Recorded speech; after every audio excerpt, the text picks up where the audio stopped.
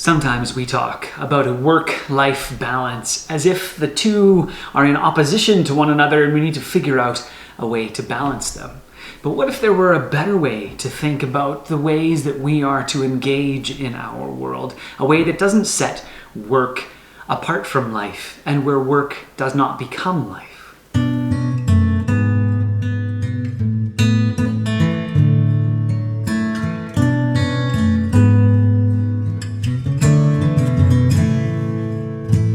In many ways, I think those are the two extremes that we need to avoid when we think about the ways that God is calling us to engage in the world, or the ways that we want to make a difference in the world.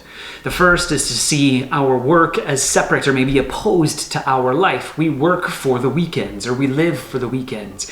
And this shows up in the ways that we speak every so often. When we tell somebody that we have to go to work, or when someone asks us to do something, or a child says, "Will you play with me?" And we say, "No, I can't play with you now because I have to go to work."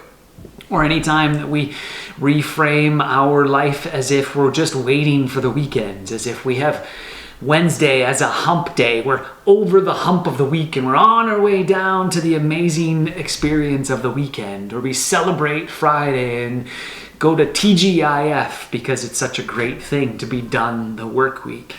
Now, the other extreme to avoid is that life only is work. There is more to life than our work, although it is a large chunk of what we do. It's not everything, and we can't identify our entire existence with how we engage in our work or the things that we do. You are more than what you do, than your title, and than what you achieve. And so what does it mean then to have work as a part of our life, but not all of our lives? And I think for those of us who want to, one, develop an innate sense that work is a part of life and an enjoyable part of life, not always enjoyable, I get it. There are times when we don't really enjoy what it is that we do, but that's true of everything. There's times when I'm home and not working that I'm not necessarily enjoying what I'm doing, when I'm bored or when it's difficult or when I'm tired. But there's other times in which the things that we get to engage in as we work, or we engage in whatever it is that God is calling us to, there are times when we catch glimpses of why God has put us in those particular places. We see the gifts, the talents, the abilities that we have been given used in incredible ways to make a real difference among those to whom we are called to be around. And that is something to always expect and to pursue as a part of all of our lives.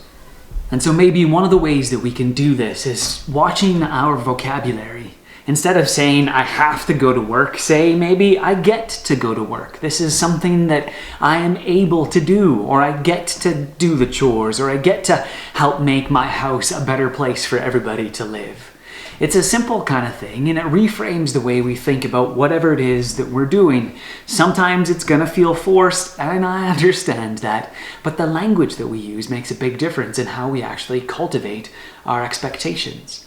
Another way to do it is to simply say, look, there's time for me to work and there's a time for me to play. And right now, maybe I need to work, or maybe right now I need to play. That's a way for us to recognize that work is a part of our lives, and engaging in the world is something that God is calling us to do, and something that we all want to do. We want to use the things and the talents and abilities that we have to make a difference in the world. And sometimes that's going to look like an engagement in a job, or maybe doing chores or doing these things.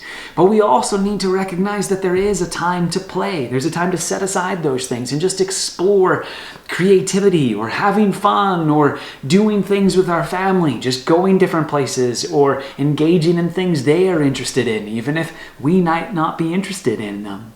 These are ways in which we are called to simply engage in life in general, and life includes all of these things. So next time when you get the opportunity to go to work, don't say, "I have to go to work." Maybe say, "I get to go to work." And make sure that you're choosing times, because there are times to work and there are times to play. And make sure that your life is full of all of these things.